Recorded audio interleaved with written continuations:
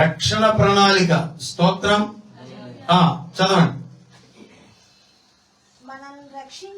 మనలను రక్షించి పరిశుద్ధమైన పిలుపుతో ఆయన మనలను పిలిచాడు.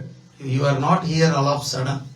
మీరేదో ఇక్కడ ఉన్నారు అనుకోమాకండి. కొంతమందికి తెలియదు వీళ్ళందరూ ఏదో ఇక్కడ ఉన్నారని, డబ్బులు ఇచ్చి పోగేశారని. కొంతమంది వాళ్ళు ఎట్లాగా అనుకుంటున్నారు, ఏదో అమెరికా వాళ్ళు డబ్బులు ఇచ్చి పోగేస్తున్నారు రా అని.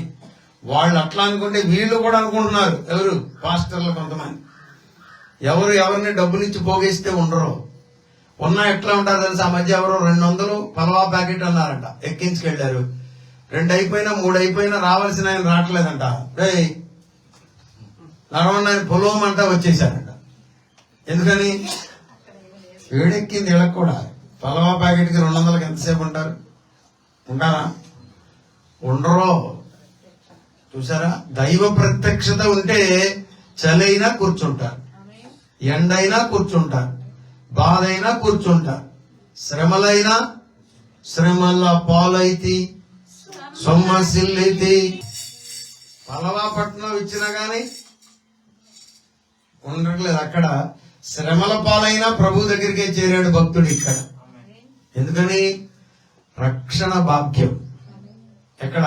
నిత్య జీవము. రక్షణ భాగ్యము పొందండి ప్రభు యేసుని నామమున, నవజీవముతో మనసారా స్తుతి గీతము పాడండి, స్తుతి గీతము పాడండి అని ఒక మంచి పాట ఉండేది.